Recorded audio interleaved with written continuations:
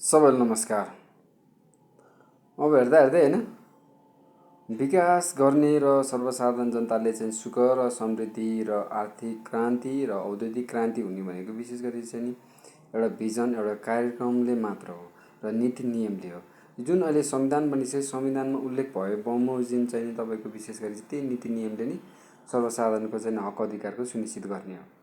र वर्तमान अहिले जुन सरकारले तपाईँको जुन अहिले मिडियामा आएर विभिन्न किसिमका सामाजिक समस्याहरू देखिरहेका छन्, अहिले जुन बर्खाको टाइममा चाहिँ अब जुन टाइममा अहिले राम्रोसँग चाहिँ कुनै पनि बाटो हिल्लामेदेखि लिएर होइन, हरेक दैनिक बिहानदेखि बेलुकासम्म वा मान्छे तपाईँको चाहिँ नि लाई चाहिने आधारभूत आवश्यकतालाई अन्य अतिरिक्त सामानहरू सहित हामीले चाहिँ नेपालमा कुनै पनि उत्पादन गर्न नसकिरहेको अवस्था छ।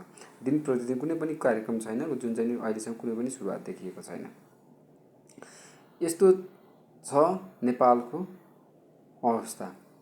र अहिले विशेष गरी वर्तमान सरकारले जुन आफूले स्वदेशमै उत्पादन हुने होइन र स्वदेशमै तपाईँको ठुल्ठुला औद्योगिक क्रान्ति गरेर चाहिँ नेपालमा विशेष गरी चाहिँ युवा क्षेत्रलाई चाहिँ रोजगार दिने कुनै पनि किसिमको चाहिँ नीति नियमहरू कार्यक्रमहरू ल्याउन सकिरहेको छैन होइन। र विगतका पहिला लामो समयदेखि चाहिँ नि जुन राणा शासन र पञ्चायत शासन होइन जुन चल्यो, त्यो चले पश्चात जुन चाहिँ जुन लोकतन्त्र र को पनि स्थापना हो र सङ्घीयमा गइसकेपछि पनि कुनै नीति नियम कार्यक्रम देखिएन यो वर्तमान सरकारमा। अहिलेको जुन वर्तमान सरकारमा पहिला पनि विगतको सरकारहरूले चाहिँ नि जुन सरकार पार्टीहरूले नेपालको सबै आर्थिक समृद्धि लगायतको अन्य कुराहरू पनि विकास गर्न नसक्नु उनीहरूको लाचार त छँदैछ। यो वर्तमान सरकारले पनि त्यस्तै गर्न खोजिरहेको छ होइन।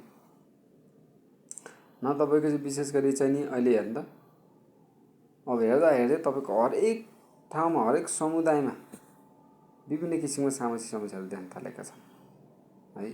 न कुनै आर्थिक क्रान्तिको भिजन देखिन्छ, न सामाजिक सद्भावको कुनै पनि किसिमको नीति नियम कार्यक्रमको देखिन्छ, न युवा पुस्तालाई चाहिँ एउटा समग्रमा रूपमा चाहिँ एउटा सामाजिक आर्थिक राजनीतिक र मनोवैज्ञानिक तरिकाले चाहिँ एउटा सबल बनाउने र भविष्य 10 वर्षपछिको चाहिँ नेपाल आत्मनिर्भर बनाउने र नेपालको एउटा नागरिक भइसकेपछि उच्च स्तरीय एउटा विश्वमा पनि नेपालका नागरिक रूपमा सबै कुरामा सबै सामाजिक र अन्य सांस्कृतिक रूपमा सबल छ भन्ने कुनै पक्षमा चाहिँ यो सरकारले चाहिँ नि कुनै